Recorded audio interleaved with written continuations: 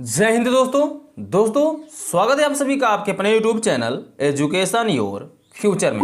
आज हम आपको इस वीडियो में बताने वाले हैं क्वेश्चन नंबर 10 जो शब्द रूप के अंतर्गत पूछा जाएगा। अब यह क्वेश्चन कितने नंबर का पूछा जाएगा, वीडियो में शुरू से लेकर अंत तक बने रहिए, मैं आपको बताता हूं। देखिए, क्वेश्चन नंबर 10 के अंतर्गत दो प्रश्न होंगे, क और ख। कुल टोटल यहां से 2 नंबर का प्रश्न पूछा जाएगा, 1 ठीक है, अर्थात 1 नंबर का क नंबर प्रश्न होगा, 1 नंबर का ख नंबर प्रश्न होगा। ठीक है, इसमें 2 विकल्प होंगे और दोनों क्या होंगे, 3 या 4 ऑप्शन दोनों के दिए रहेंगे प्रश्नों के। ठीक है, तो ये 2 नंबर का प्रश्न पूछा जाएगा, शब्द रूप का। क्वेश्चन नंबर 10 होगा। प्रश्न कैसा बोला रहेगा, ध्यान दीजिए। बोला रहेगा निम्नलिखित में से किसी एक शब्द का रूप निर्देशानुसार लिखे। निर्देशानुसार मतलब जैसे राजन शब्द का षष्ठी विभक्त के बहुवचन में आपको क्या करना होगा, एक शब्द लिखना होगा। ठीक है, वो कैसे लिखा जाएगा अभी मैं समझाता हूं।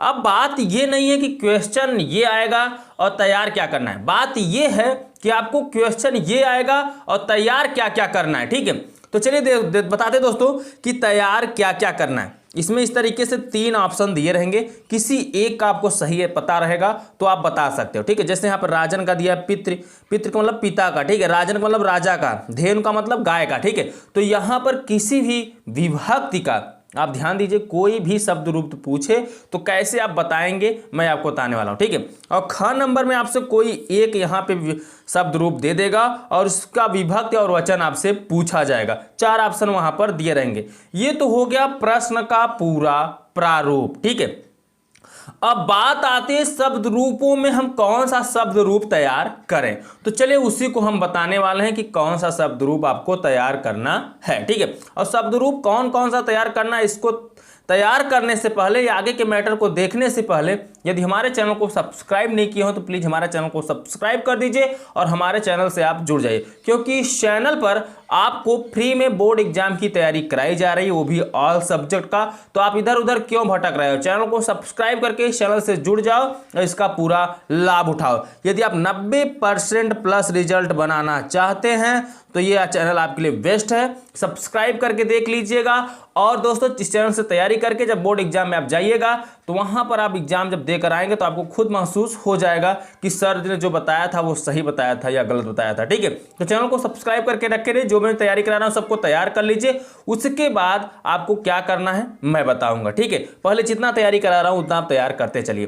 तो चलिए देखिए दोस्तों, ये तो हो गया क्वेश्चन पूछने का तरीका। आपके बोर्ड एग्जाम इस तरीके से क्वेश्चन पूछा जाएगा। अब बात आती है कौन कौन सा शब्द रूप आपको तैयार करनी है, और मैं ट्रिक भी बताऊंगा कि कैसे शब्द रूप तैयार किया जाता है। ठीक है, तो चलिए देखिए दोस्तों, अब क्या है, सबसे पहले आपको यह तैयार कर लेना है शब्द रूप पिता का। यहां पे मैंने देखिए लिख रखा है पितृ, पितृ का शब्द रूप अर्थात पिता का शब्द रूप। पितृ का मतलब होता है पिता। ठीक है, यहां पर आप पिता का भी पूछ लिया जाए तो कंफ्यूजन में मत पड़िएगा, क्योंकि पितृ बोले या पिता बोले दोनों का मतलब एक है। पितृ मतलब यहां पे देखिए त्रि लग गया, अर्थात ये ऋकारांत के अंतर्गत आ जाएगा, और ता आएगा तो आकारांत के अंतर्गत आ जाएगा। देखिए पिता आ जाता है तो आकारांत के अंतर्गत, रि आएगा तो पितृ मतलब ऋकारांत पुल्लिंग के शब्द के अंतर्गत। तो कुछ प्रारूपें चेंज होती है, मैं उसको बताने वाला हूं। और बहुत सारे बच्चे गलती ये करते हैं कि जब भी व्यक्ति को तैयार करते हैं तो पिता, पितरोह, पितरह, पितरम, पितरो, पितरीन, पित्रा, पितृभ्याम, पितृभि, इस तरीके से तैयार करते हैं, इस दिशा में चलते हैं। लेकिन आपको ऐसा नहीं तैयार करना है। अगर ऐसे तैयार करेंगे तो आपको जिंदगी भर नहीं तैयार हो पाएगा शब्द रूप, आप जिंदगी भर भूल जाओगे। देखिए शब्द रूप तैयार कैसे किया जाता है मैं बताता हूं।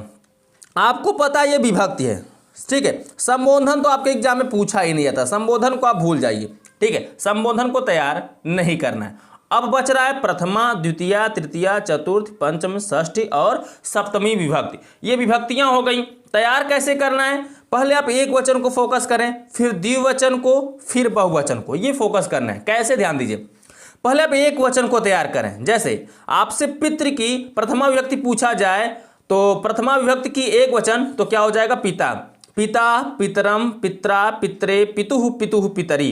तो अर्थात कहने का मतलब एक वचन तैयार रहेगा तो आपको किसी भी विभक्ति, जैसे बोल दे एक वचन, कहने का मतलब जैसे पितृ का आपको चतुर्थी विभक्ति एक वचन क्या होगा, कौन सा क्या शब्द होगा, तो पित्रे हो जाएगा। क्लियर हो गया। अब आप द्विवचन को तैयार करेंगे, पितरोः पितरो, पितृभ्याम पितृभ्याम, पितृभ्याम पितरो पितरो। अभी मैं आपको बताता हूं कि आपके एग्जाम में क्वेश्चन कहां से ज्यादा पूछे जाते हैं, भटक के जाइएगा मत। मैं ये भी बताने वाला हूं कि क्वेश्चन कहां से ज्यादा आपके बोर्ड एग्जाम में पूछे जाते हैं। अब आप बहुवचन को तैयार करेंगे, तो बहुवचन में पितरः पितॄन, पितृभि, पितृभ्य, पितृभ्य, पितॄणाम, पितृयुष। तो ये आपको यहां पे देखिए ये दोनों चीजें तैयार कर लेनी है। ये पितु पितु, ठीक है, पितु पितु क्या होगा, एक वचन के अंतर्गत आएगा, आपको क्लियर हो जाना है। पंचमी षष्ठी के रूप में पूछा जाएगा। और पित्रोह पित्रोह ये कहां से पूछा जाएगा, षष्ठी और सप्तमी द्विवचन होगा। सब तैयार करो या ना करो, लेकिन जो जो मैं बता रहा हूं उसको आप तैयार जरूर करें, ठीक है। यहां से तो बहुत ज्यादा है, बहुवचन से क्वेश्चन बहुत ही ज्यादा पूछा जाता है, तो बहुवचन को आप सभी को तैयार जरूर किया करें। हमेशा कोई भी आपका शब्द रूप दिखे तो बहुवचन वाले आपको ध्यान देना है, शब्द रूप को अच्छे से तैयार करना है। जब भी शब्द रूप को तैयार करें तो एक वचन को, फिर द्विवचन को, फिर बहुवचन को, इस कंडीशन में तैयार करेंगे तो अच्छे से आप शब्द रूप को तैयार कर पाएंगे। और जब भी शब्द रूप को तैयार करें तो एक ट्रिक इसका बेस्ट यही है कि उसको 2 से 3 बार आप पढ़ें, उसके बाद अपने कॉपी में लिखने का प्रयास करें। जब आप अच्छे से लिख लेंगे तो समझ लीजिए आपका तैयारी हो गया। पढ़कर लिखने का अभ्यास जरूर किया करें। कोई भी क्वेश्चन आप तैयार करें तो अभ्यास जरूर करें, उससे क्या होगी, आपकी तैयारी हो जाएगी और हैंड राइटिंग में भी सुधार हो जाएगा। और अच्छी हैंड राइटिंग है तो उससे भी अच्छी आपकी हैंड राइटिंग हो जाएगी, ठीक है।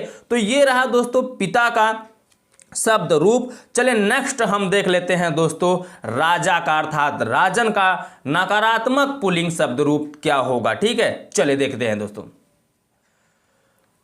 अब देखिए दोस्तों राजन अर्थात राजा, राजा का शब्द रूप पूछा जाएगा तो क्या करेंगे आप, ठीक है। देखिए यहां पे न आ गया तो अखर नकारांत कर देंगे, ठीक है। क्या कर देंगे, नकारांत। यहां राजा का है, ये राजा को ही राजन बोलते हैं, तो नकारांत पुल्लिंग शब्द। राजा क्या होता है, राजन क्या होते हैं, पुल्लिंग होता है, ठीक है। तो पहले आप विभक्ति फोकस करेंगे, फिर एक वचन पे, फिर द्विवचन पे, फिर बहुवचन पे। संबोधन आपको नहीं फोकस करना है, संबोधन नहीं पूछा जाता है आपके एग्जाम में। अधिकतर पूछा जाता है तो एक वचन, द्विवचन, बहुवचन। बहुवचन मैंने बताया कि आप पूरा तैयार कर जाइए, किसी का भी शब्द रूप हो, ठीक है। और ये ऐसे राजा राजा नाम, देखिए राजा राजनम, राज्ञा राज्ञ, राज्ञ राज्ञ, राज्ञ या राजनी बोलिए, ठीक है। तो राज्ञी ही बोलिएगा।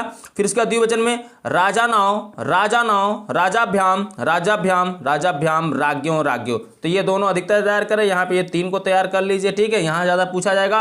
और मैंने बताया कि बहुवचन में तो पूरा ही तैयार कर जाया करिए, बहुवचन से ज़्यादा क्वेश्चन पूछे जाते हैं, ठीक है। तो ये हो गया राजा का शब्द रूप। कैसे तैयार करना है मैंने ट्रिक आपको बता दिया है पहले ही वाले में, ठीक है। चलिए अब देख लेते हैं नदी का। ये बहुत महत्वपूर्ण है, बस 3 ही कराने वाला हूं दोस्तों। इन तीनों को आप तैयार करके जाइए, यही बहुत महत्वपूर्ण है। इसके अलावा आपको अलग से कुछ नहीं पढ़ना पड़ेगा, ठीक है। यहीं से आपके बोर्ड एग्जाम में फंस जाएगा। नदी इकारांत स्त्रीलिंग शब्द, ठीक है। तो अब देखिए नदी का आपको देखना है, तो नदी के अंदर में बड़ी मात्रा आई आ रहा है तो यहाँ पे क्या हो जाएगा, इकारांत। और नदी क्या है, स्त्रीलिंग है, ठीक है ना। समझ में आए नहीं, जैसे गंगा नदी, ठीक है। तो नदी जो है वो क्या होती है, स्त्रीलिंग के अंतर्गत आती है। तो चलिए ध्यान दीजिए, संबोधन को आपको छोड़ देना है, ठीक है। संबोधन आपको नहीं तैयार करना है। उसके बाद बच रहा है क्या, विभक्ति आपको पता है सीरियल बाई। फिर आपको इस तरीके से क्या करना है, एक वचन को पहले तैयार करना है, नदी नदीम, नद्या नद्ये, नद्या नद्या नद्याम। फिर नद्यो नद्यो, नदीभ्याम नदीभ्याम, नदीभ्याम नद्यो नद्यो। फिर बहुवचन में नद्य नदीह, नदीभि, नदीभ्य नदीभ्य, नदीनाम, नदी सुन। तो ये तीनों जो है बहुत ही इंपॉर्टेंट होंगे इसके लिए दोस्तों, जब नदी का पूछा जाएगा। तो मेरा कहने का मतलब बहुवचन को आप पूरा तैयार कर जाइए, और यहाँ पे 2 इसको तैयार कर जाया करिए, 2-3 इधर से लास्ट द्विवचन में, ठीक है। और अधिकतर तैयार किया करें बहुवचन को। तो कुछ इस तरीके से, तो ये तो हो गया आपका शब्द रूप किस तरीके से तैयार करना है मैंने आपको बता दिया। बहुत सारे बच्चे गलती करते हैं, इस तरीके से तैयार करते हैं, नदी नद्यो नद्य, नदीम नद्यो नदी, इस तरीके से तैयार करते हैं, ठीक है। इस तरीके से नहीं करना है, आपको कॉलन वाइज तैयार करना है। फिर इस तरीके से ऐसे ऐसे एक वचन को, द्विवचन को, बहुवचन को इस तरीके से तैयार करना है, ठीक है। तो ये तो हो गया आपका दोस्तों शब्द रूप। किसको किसको तैयार करना है मैंने बता दिया। पहला आपको बताया पितृ का अर्थात पिता का, दूसरा मैंने बताया राजन अर्थात राजा का, और तीसरा मैंने बताया नदी का, ठीक है। तो इन तीनों को तैयार कर लीजिए, यहां से आपके बोर्ड एग्जाम में फंस जाएगा।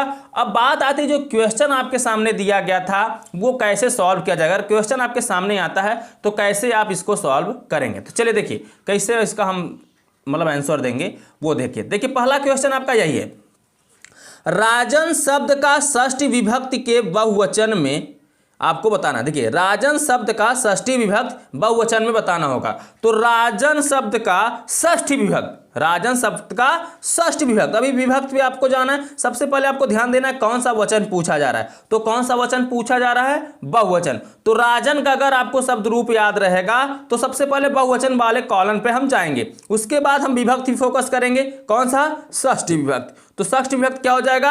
राजन। राजन का षष्ठी विभक्त। तो षष्ठी विभक्त क्या हो जाएगा दोस्तों? बहुवचन में आपको ध्यान देना है, बहुवचन है, पहले आपको वचन ध्यान देना है, फिर विभक्ति षष्ठी है।